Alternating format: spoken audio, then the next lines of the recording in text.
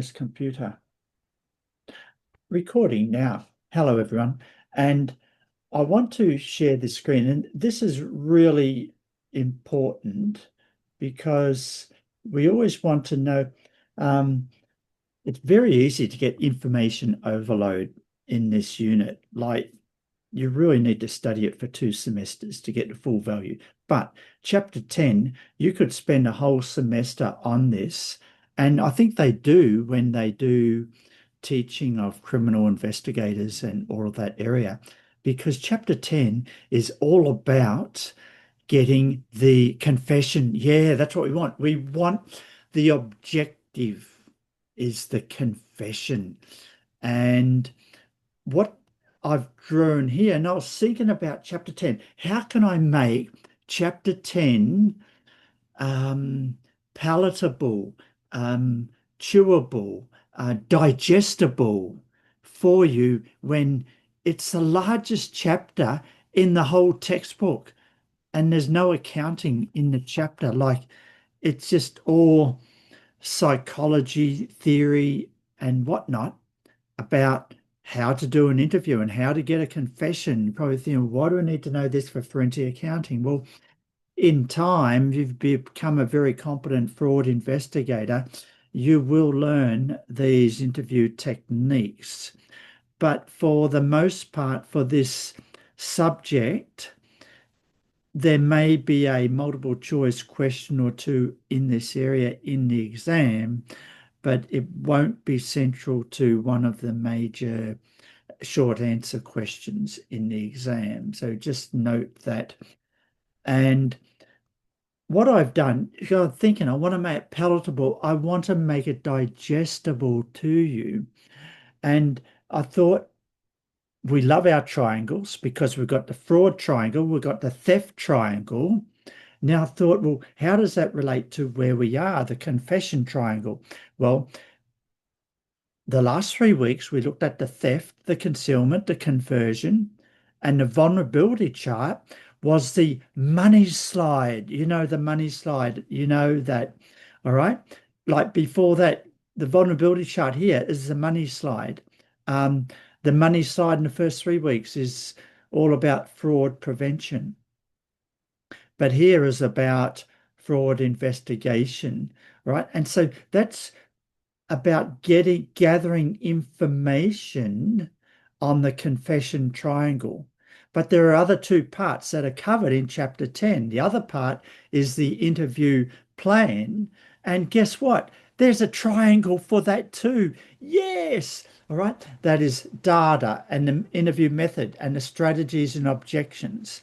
And the most interesting part of this is data, understanding the psychological state of the alleged perpetrator. Remember, it's alleged, right? You haven't proven anything before the interview. They haven't confessed. That's why we say alleged, all right?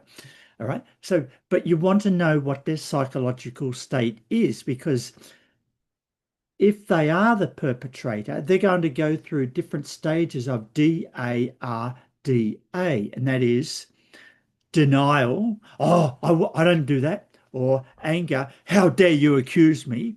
Or rationalization, you know, just try and think up the cost and benefits of that. Then there's depression. Oh, I'm so sorry. Oh, what are we going to do? All right. And then at the end, you've got acceptance.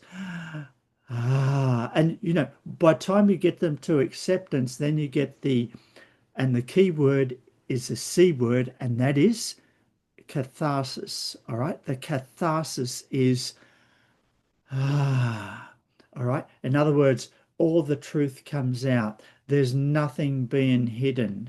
You're suddenly, all right, there's nothing else I have to hide. It's my fault. I'm the blame. And then catharsis is that big sigh of relief. It's all over. Okay. Not all over in terms of civil and criminal liabilities, but it's all over it mentally. It's all over psychologically for the perpetrator. And so that's why, if you're going to interview someone, you need to know if they are in the denial stage, the angry stage, the rationalization stage, the depression stage, or the acceptance stage, because the way you ask questions will need to be different. And that's so I thought, then you think of the strategies. Do you have one-on-one interview? Do you have two people in the interview room? Do you have the police in with you on the interview? And there's different strategies you can do. And of course, if you feel that you're at the anger stage, you might need two or three people in with you in the interview room. Don't try and do a one-on-one if you really know they're at the angry stage. And then there's the method of the interview and how you go about. Do you have, all right, the strategies and method very similar, but I wanted to make a triangle. The strategies and objectives really come out of the data. The method is, do you have a one-on-one, two-on-one, three-on-one, and things like that? The actual method. Do we have it in a secret room, or do we have it in the coffee lounge of the factory? This is part of the method. All right. So the method is more the operational side, whereas the strategies and objections is all thinking about the psychology of where the perpetrator is. Then we go to the interview questions, and we can have introduction questions or information questions or admission seeking questions or assessment questions. And see that, and this really depends where you are in the interview.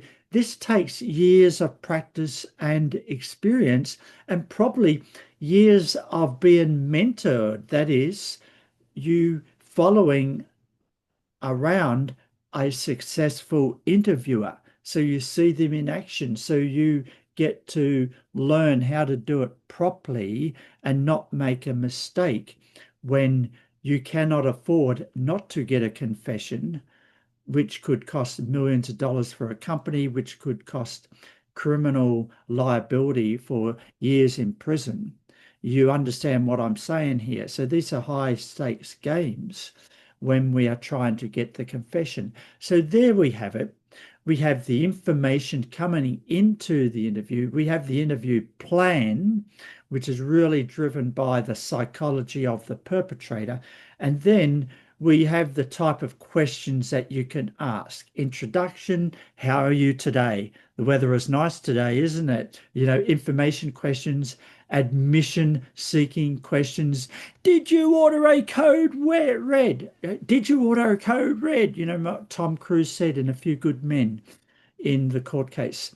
And you got assessment questions where you're actually assessing their truth telling against facts that you already know, and then immediately you can prove them right or wrong. And that's what we mean by assessment questions. So we've got admission seeking when you're really close to get them over the confession line. Assessment questions, you're actually testing their true and false, whether they're lying to you or not. And then you've got introduction information questions. There you have it. Three big triangles: the information, the interview plan, the type of questions, with the number one goal of getting a confession and extracting full details about what happened, how did it occur, why did you do it, how much was stolen, all the little detail. That's the objective. That is chapter 10. Welcome to the forensic interview, and thank you for listening.